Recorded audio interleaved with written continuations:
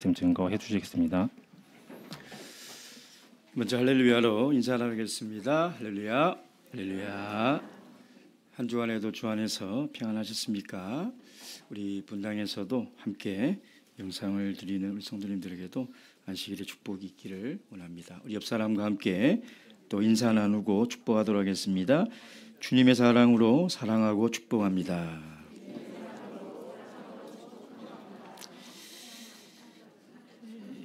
먼저 제 개인의 신상의 얘기를 드려서 죄송합니다.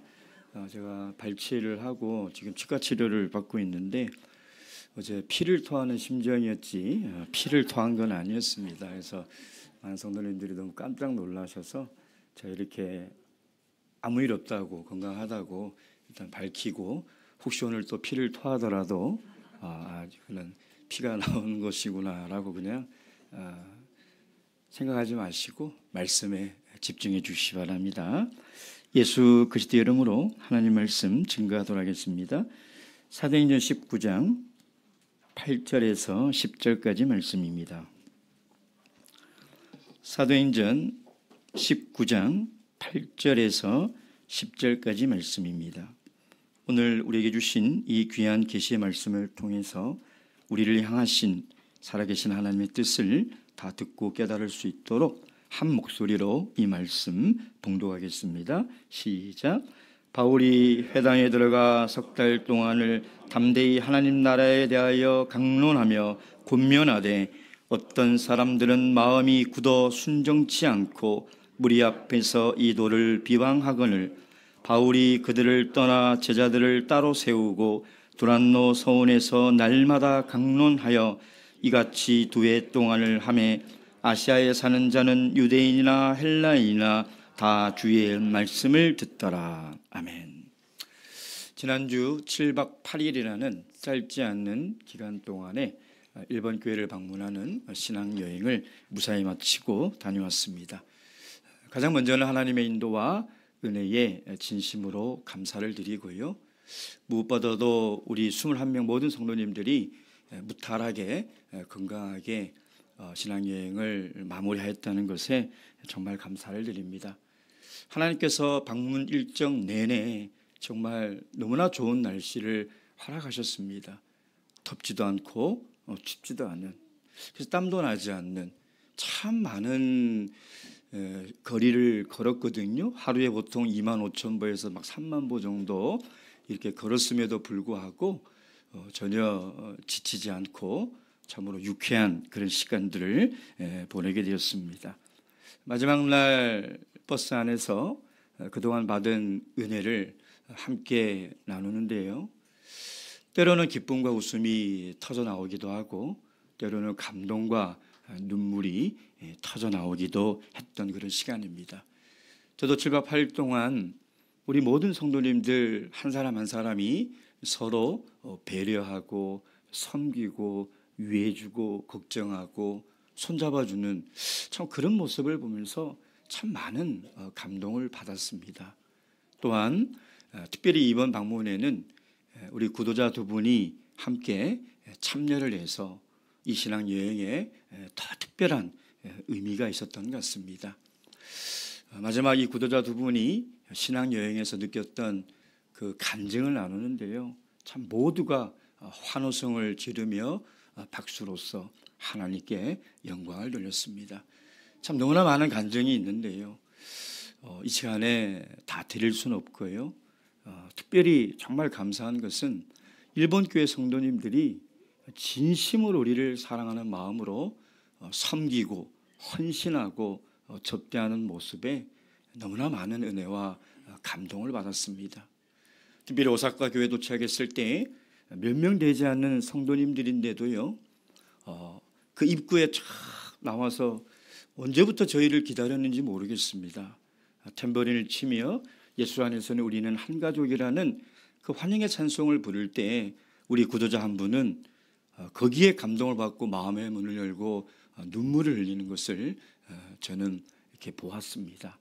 지금 일본 교회는 전국에 한 6개 정도가 있고요. 기도소는 4곳입니다. 성도는 한 1,000여 명 되는 그런 교세를 가지고 있습니다.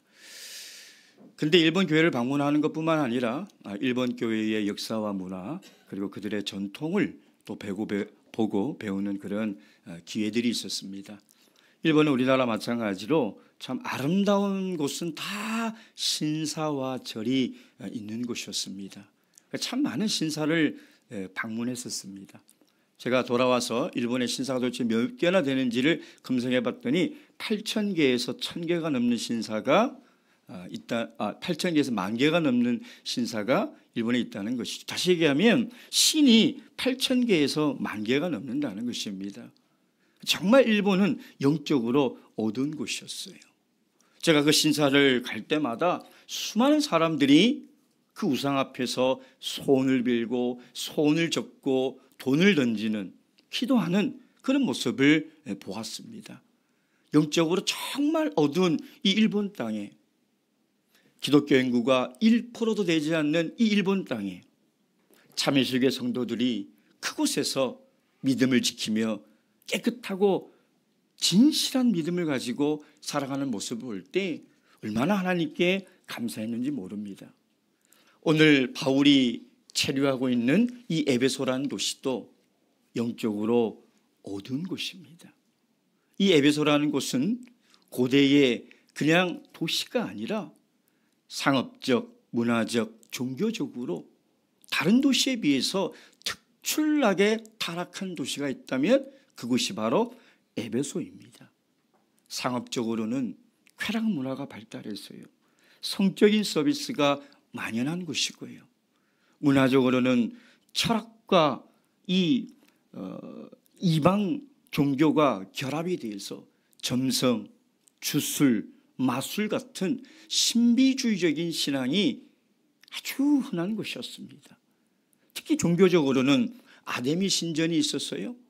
그곳에서 우상을 섬기는 상업과 또 음란한 일들이 그 신전에서 매일같이 일어나고 있었으며 또 원형 경기장에서는 날마다 외설적이고 음란한 공연들이 올려지고 사람들이 그것을 보며 즐기는 참으로 영적으로 어두운 곳이었다는 것이죠. 오늘 이 본 말씀을 통해서 이 타락한 에베소 도시에 하나님께서 뜻하신 것이 무엇인가?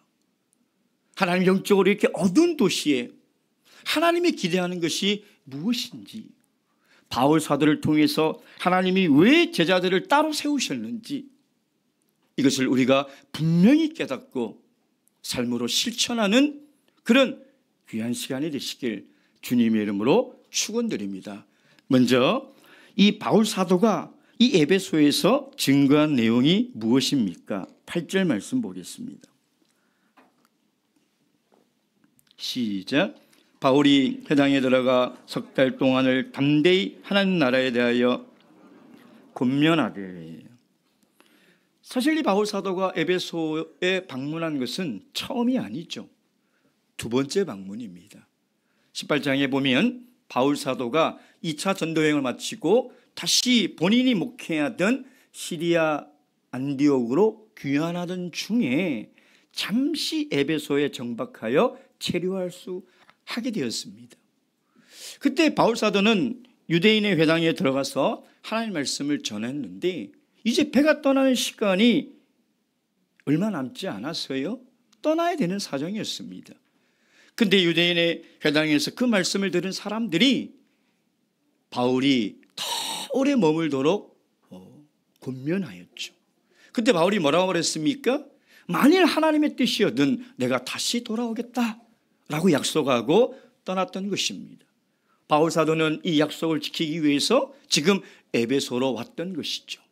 그러니 지금 회당에 들어가서 만난 유대인들은 첫 번째 만남이 아니라 하나님의 뜻 안에서 이루어진 참으로 감격적인 만남이었다는 것입니다. 그런데 성경은 누가가 이 바울 사도가 유대인의 회당에 들어가서 3개월 동안 가르쳤던 그 주제가 뭐냐? 하나님의 나라임을 우리에게 이야기하고 있다는 것입니다. 어쩌면 바울 사도는 그 에베소에 사는 사람들과 다시 만나겠다는 약속을 하고 집 에베소로 가는 이 여정 속에서 어쩌면 이런 생각을 하지 않았겠습니까? 내가 다시 에베소에 가서 그들을 만난다면 무엇을 가르칠까? 내가 에베소에서 하나님 말씀을 배우고자 모여있는 그 사람들 다시 만난다면 내가 어떤 내용을 가르쳐야 될까? 하나님 나라에 대해서 가르쳐야 되겠다 라고 그는 분명히 생각하고 하나님 나라를 가르칠 준비를 하며 에베소로 향하지 않았겠습니까? 드디어 에베소에 도착한 바울 사도는 회당에 들어가서 그들에게 3개월 동안 하나님 나라에 대해서 가르쳤다는 것입니다. 오늘 보면 이렇게 되어 있습니다. 하나님 나라에 관한 일을 가르쳤다. 여러분, 하나님 나라에 관한 일이 무엇입니까? 하나님 나라가 뭔지를 모르는 사람들이 있습니다. 하나님 나라에 관심이 없는 사람들이 있고요, 하나님 나라가 어떻게 세워지는지를 모르는 사람이 있습니다. 하나님 나라를 세우려고 하지 않는 사람들이 있다는 것이죠. 하나님 나라에 관한 일이라는 것은 하나님 나라가 무엇이며 하나님 나라는 어떻게 세워지는 것이고 어떻게 하면 하나님 나라에 들어갈 수 있는가, 이것이 바로 하나님 나라에 관한 일이라는 것이에요. 여러분, 하나님 나라라는 이 주제는 성경에서 가장 핵심적인 주제입니다. 근데 왜 하나님 나라에 대해서 관심이 없습니까? 성경을 읽으면서도 하나님 나라가 무엇인지를 모른다면 성경을 잘못 읽고 있는 것입니다. 안 읽은 거나 똑같은 것이죠. 성경을 읽고도 하나님 나라에 참여하지 않는다면 성경을 안 읽은 거나 마찬가지입니다. 하나님 나라는 성경의 핵심적인 주제일 뿐만 아니라 사도행전의 가장 중요한 주제입니다. 여러분, 사도행전의 시작이 어떻게 시작됩니까? 사도행전 1장 3절에 보면 부활하신 예수님께서 40일 동안 제자들에게 하나님 나라에 대해서 가르치셨다, 이렇게 사도행전이 시작하고 있습니다. 사도행전은 어떻게 마무리를 하고 있습니까? 사도행전 28장 31절 다 함께 보겠습니다. 사도행전 28장 31절.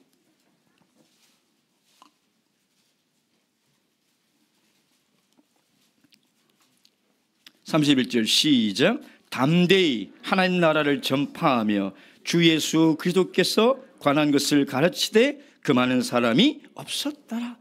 사도행전의 시작은 하나님 나라로 시작하고 사도행전의 마지막은 하나님 나라로 마치고 있다는 거예요. 왜 그럴까요? 하나님은 영적으로 타락한 이 에베소 도시에도 하나님 나라가 세워지기를 간절히 원하고 있다는 거예요.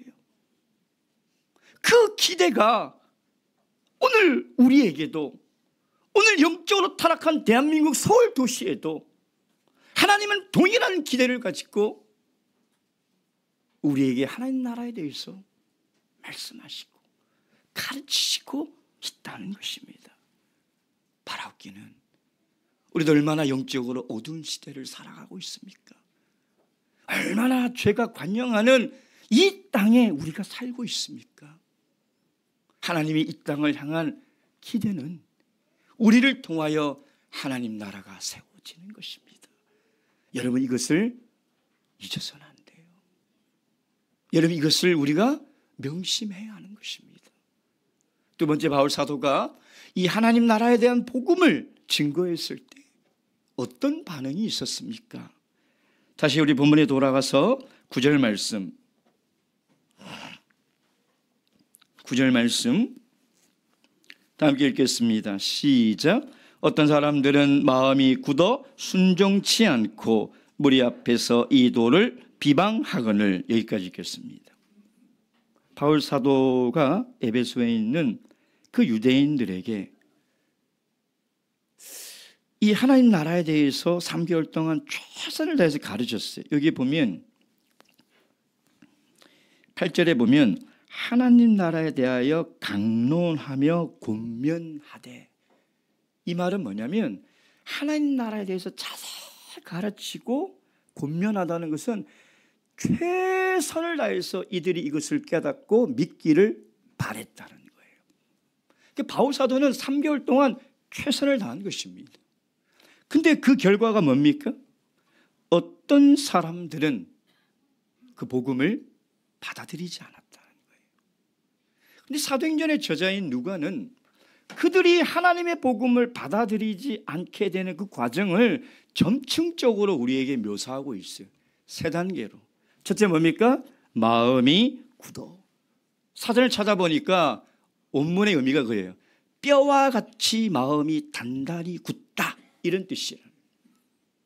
여러분, 생명의 특징은 유연함이 있습니다.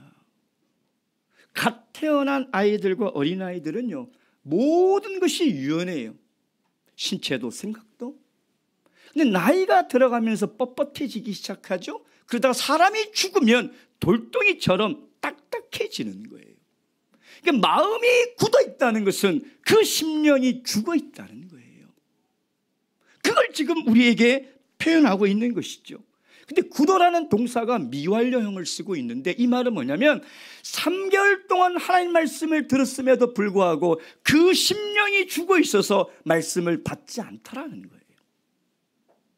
여러분, 우리가 심령이 죽어 있다면 하나님 말씀을 3개월이 아니라 3년이 아니라 30년을 들어도 그 말씀은 생명이 없는 거예요. 생명이 없는 말씀은 나를 조금 더 변화시키지 못합니다. 생명이 없는 말씀을 평생 들어도 아무 소용이 없는 거예요. 그 원인이 어디 있느냐? 내 마음에 있는 거예요. 여러분, 돌짝 같은, 길가 같은, 가시덤불 같은 마음에 아무리 생명의 말씀이 뿌려져도 그 말씀은 절대 자라지 않는 거예요. 여러분, 그래서 부드러운 마음을 가져야 돼요. 하나님 말씀을 들을 때 겸손한 마음을 가져야 돼요.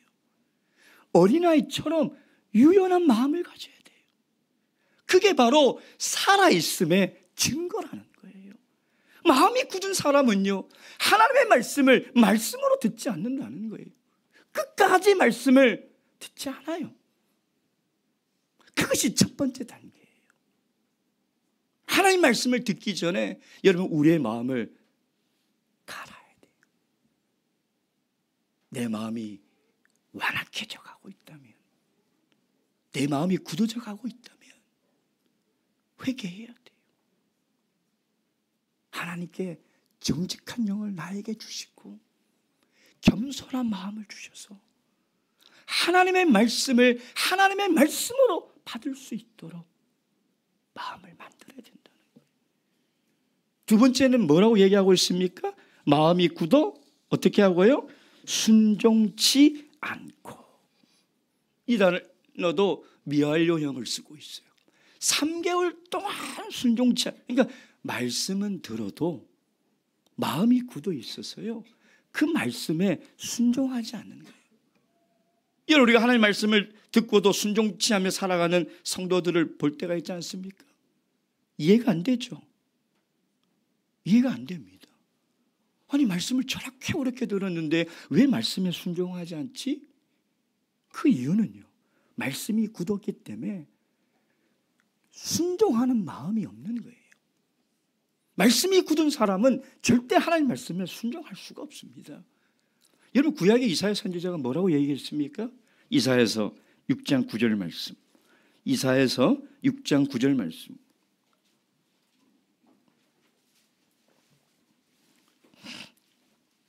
이사야서 6장 9절에서 10절 말씀 다 함께 읽겠습니다. 시작. 여호와께서 가라사대 가서 이 백성에게 이르기를 너희가 듣기는 들어도 깨닫지 못할 것이요 보기는 보아도 알지 못하리라 하여 이 백성의 마음으로 둔하게 하며 그 귀가 막히고 눈이 감기게 하라. 염려컨대 그들이 눈으로 보고 귀로 듣고 마음으로 깨닫고 다시 돌아와 고침을 받을까 하노라. 이것은 하나님께서 그렇게 만들겠다는 것이 아니라 그들이 분명히 하나님의 말씀을 듣고도 깨닫지 않고 순종치 않겠다는 확실한 마음으로 쓰는 문학적 표현이다. 제가 그렇게 말씀을 드렸죠. 하나님의 백성인 이스라엘 백성들은요, 마음이 굳어 있었어요. 그러니까 굳은 마음에 생명의 말씀을 던져도 그 말씀은 배척해야 될 말씀이지 받아들이고 순종하며 따라가야 될 말씀이 될 수 없는 거예요. 그 마지막 결과가 뭐예요? 무리 앞에서 그 노를 비방하거늘. 비방하다는 단어는 욕하다라는 뜻이에요. 뭐를 욕했어요? 그 말씀을 욕했다는 거예요. 그 말씀을. 여러분, 그 말씀을 욕했다는 것은 그것도 공개적으로 했다는 거예요. 무리 앞에서. 속으로 한 게 아니라 사람들 다 있는 곳에서 하나님 말씀을 욕했다는 거예요. 이것은 바울 사도 개인에 대한 욕이 아니에요. 하나님의 말씀을 경멸하는 거예요. 이건 하나님을 경멸하는 거예요. 성령을 회방하는 죄죠. 불경죄. 용서받을 수 없는 불경죄라는 것입니다. 여러분 보세요. 마음이 굳은 결과가 뭐냐 이 말이에요. 마음이 굳은 사람의 그 신앙의 결과가 뭐예요? 하나님을 경멸하며 살아가는 거예요. 순종치 않고 그 말씀을 대적하며 살아가는 것이죠. 결국 그들의 결과가 뭐냐? 다시 9절 다시 읽겠습니다. 시작. 어떤 사람들은 마음이 굳어 순종치 않고 무리 앞에서 이 도를 비방하거늘 바울이 그들을 떠나 제자들을 따로 세우고. 여기서 떠나라는 단어는요, 절교하다, 단절하다라는 의미예요. 그러니까 바울이 이들을 다시는 내가 만나지 않을 사람처럼 완전히 단절했다는 거예요. 완전히 단절했다는 거예요. 근데 여기 따로라는 이 단어의 원래 의미가 뭐냐면 경계선을 긋다, 한계선을 긋다라는 뜻이에요. 경계를 그은 것이죠. 여러분, 이 경계선은 무엇을 의미할까요? 그들과 절교해서 선을 긋고 제자들을 따로 세웠다는 것은 이건 무슨 경계를 얘기하는 것일까요?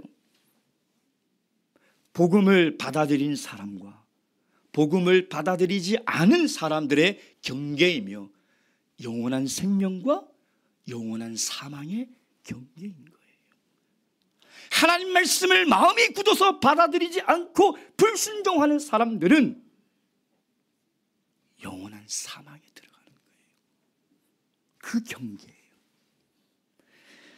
고린도후서 2장 14절 말씀 보겠습니다. 고린도후서 2장 14절에서 15절 말씀.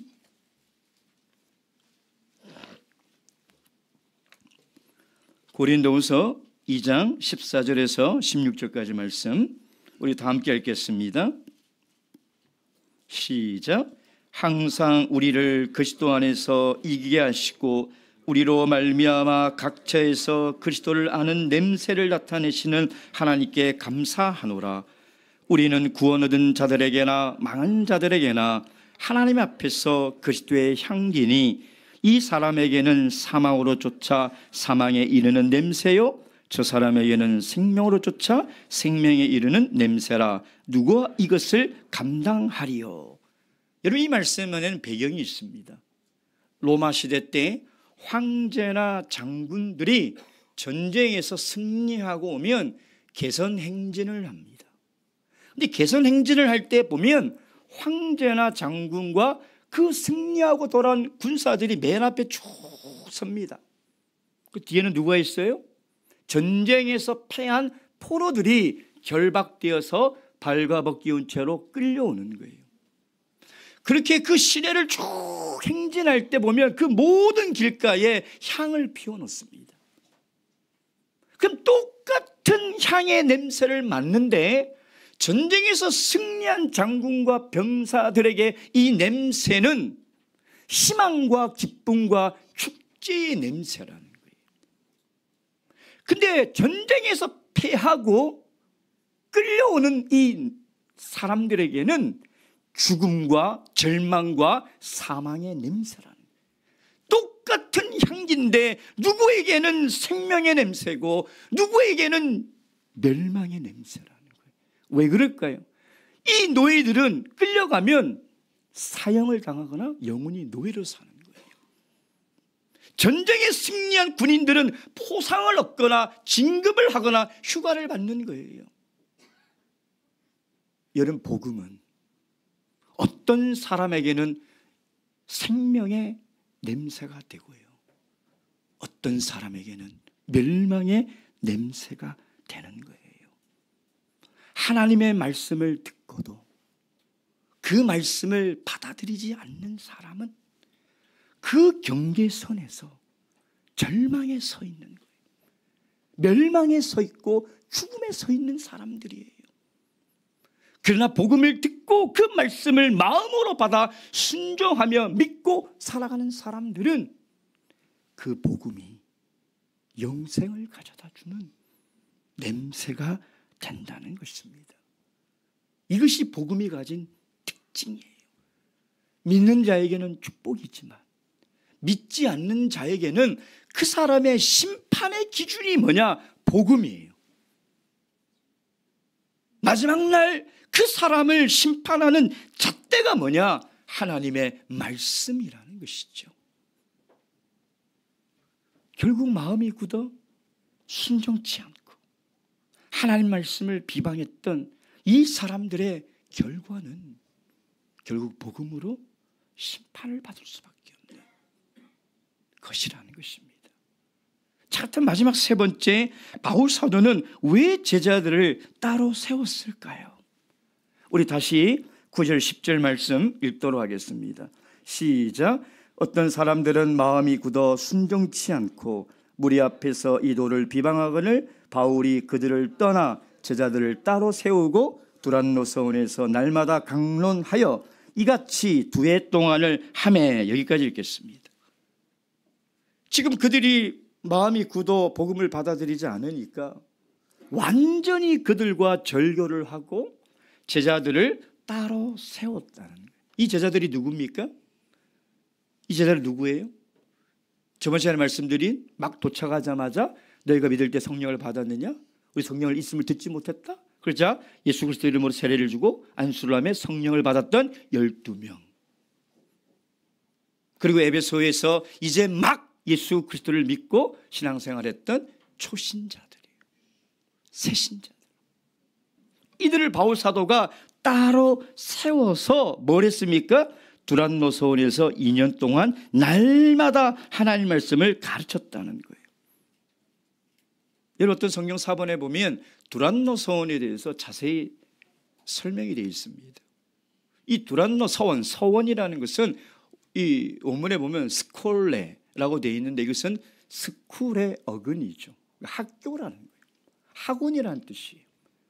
두란노는 사람 이름입니다.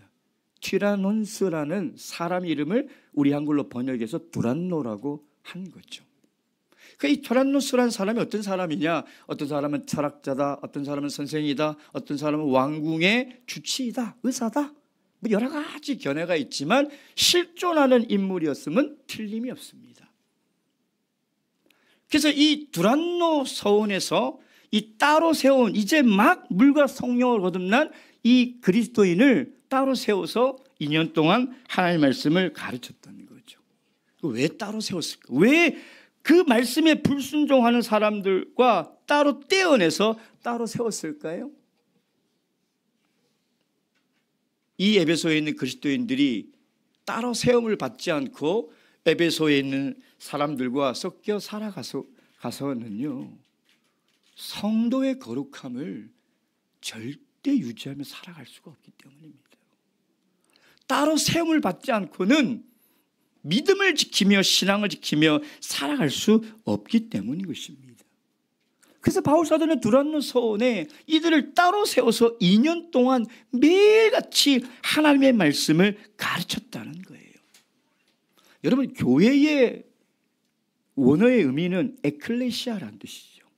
에클레시아라는 것은 뭐냐면 세상에서 주님의 부름을 받고 나온 사람들의 모임, 이게 교회예요.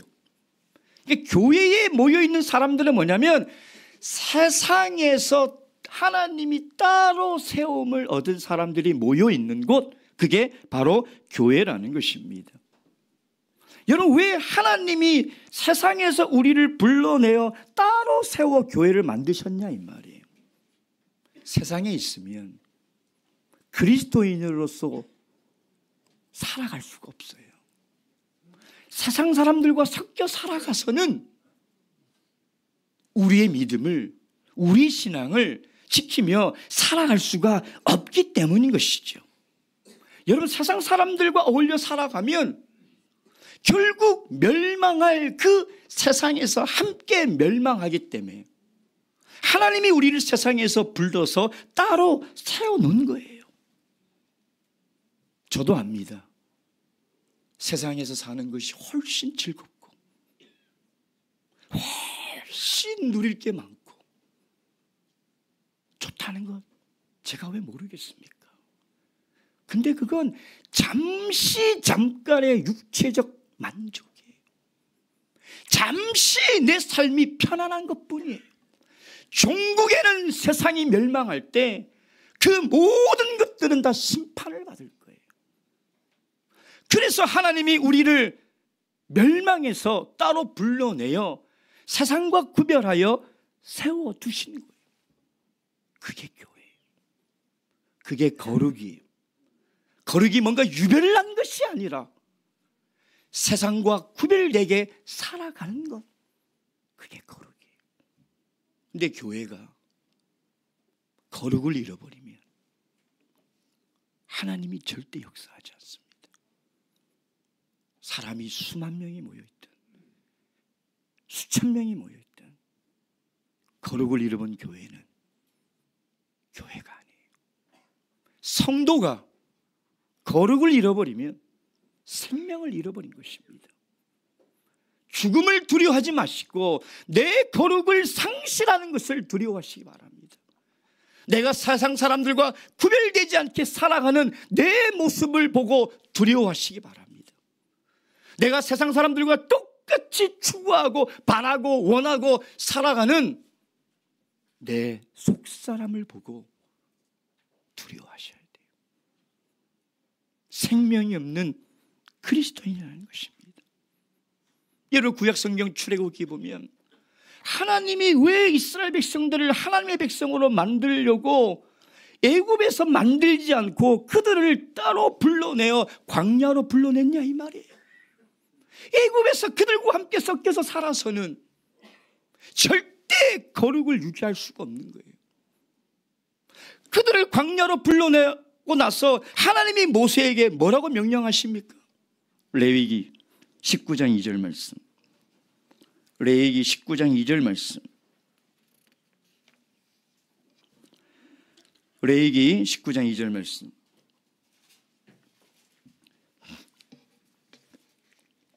다 함께 읽겠습니다. 시작. 너는 이스라엘 자손의 온 회중에게 구하여 이르라. 너희는 거룩하라. 나 여호와 너희 하나님이 거룩함이니라. 아멘. 여러분, 세상 사람들이 걸어가는 길이 넓어 보이고 좋아 보이고 참 나도 저렇게 살았으면 좋겠다. 근데 그 길은 끝이 반드시 멸망입니다. 비록 우리가 걸어가는 이 믿음의 길이 협착하고 때로는 힘들고 때로는 고통스러워도 이 길 끝에는 영생이 보장되어 있는 거예요. 우리가 영생을 얻기 위해서는 이 거룩한 길을 걸어가야 되는 거예요. 그래서 하나님이 우리를 따로 불러서 세상에서 이끌어내어 여기에 세우신 거예요. 그렇다면 이 죄악된 세상 속에서 우리가 세상과 구별된 이 거룩함을 지키기 위한 그 비결이 뭐냐 이 말이에요. 딱 한 가지밖에 없어요. 그건 바로 하나님의 말씀입니다. 하나님의 말씀밖에 없어요. 여러분, 지금 바울 사도가 이 타락한 에베소 도시에 하나님 나라를 세우기 위해서, 교회를 세우기 위해서 이 초신자들에게 2년 동안 날마다 뭘 가르쳤어요? 하나님의 말씀을 가르치는 거예요. 하나님 말씀 외에는 우리가 이 땅에서 거룩하게 살아갈 수 있는 방법이 없는 거예요.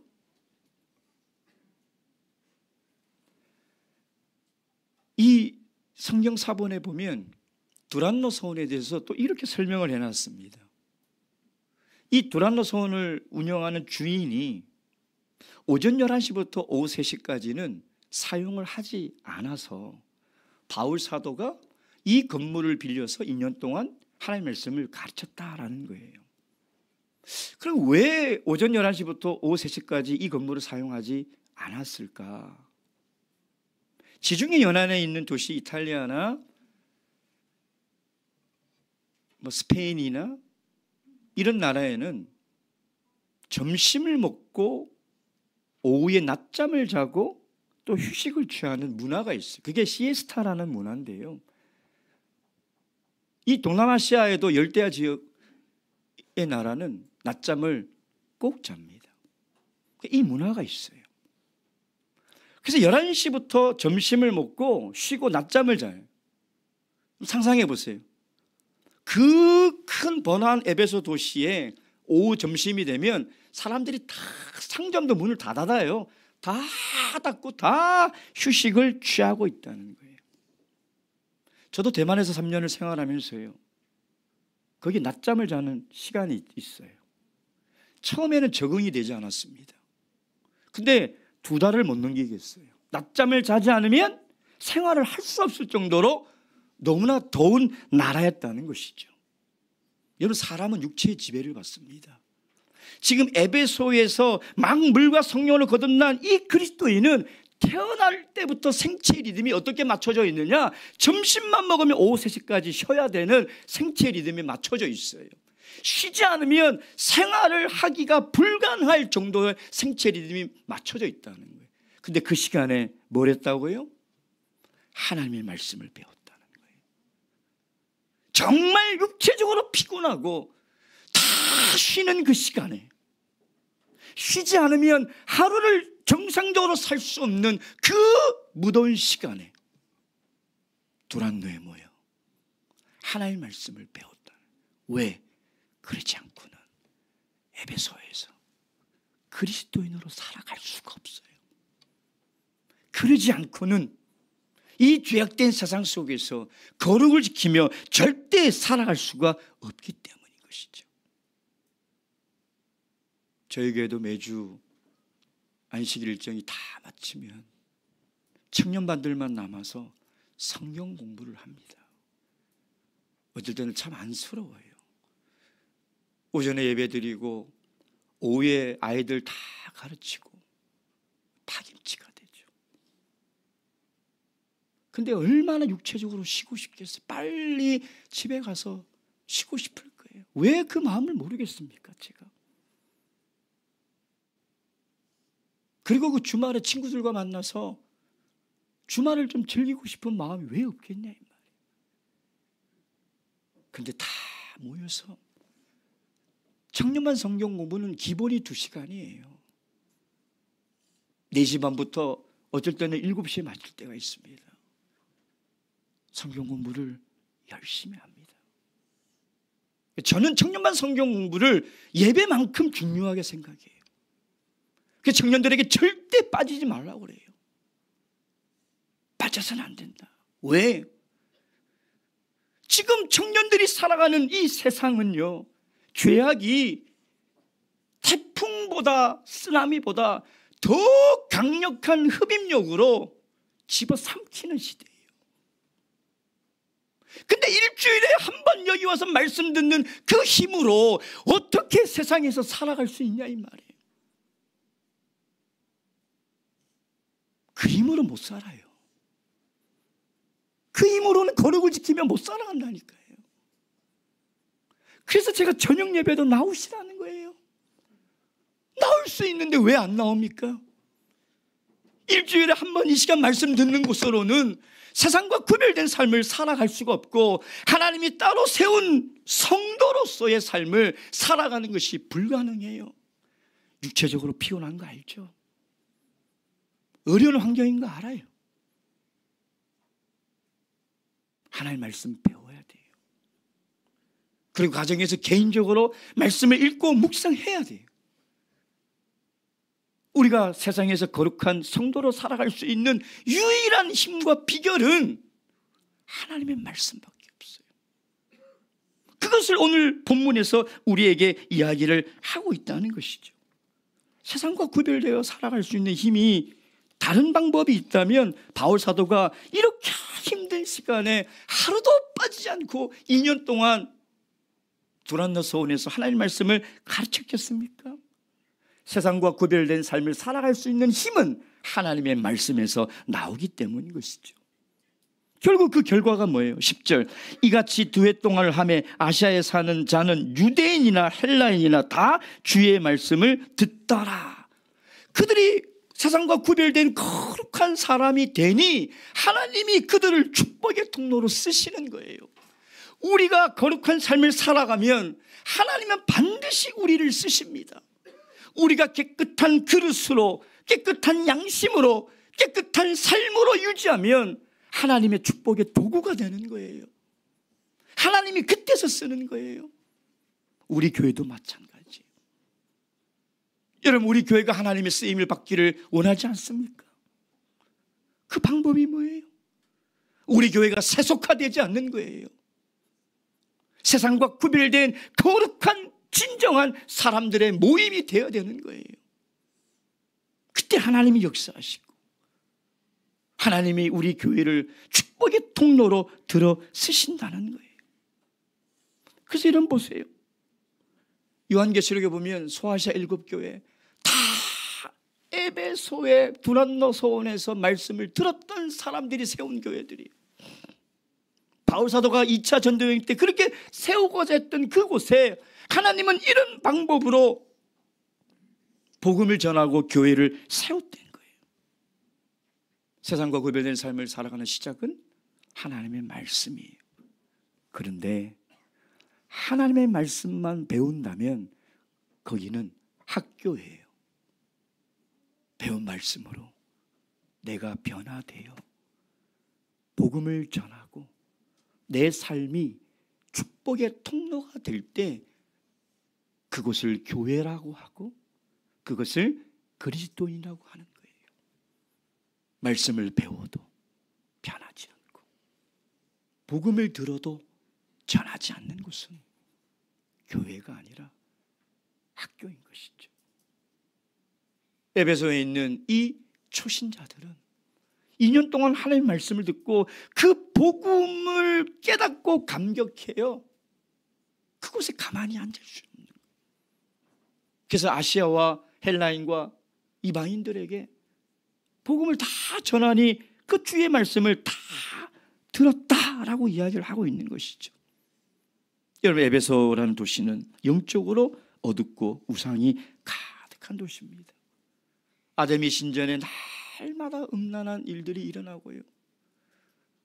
맘모니즘, 돈을 신으로 섬기고요.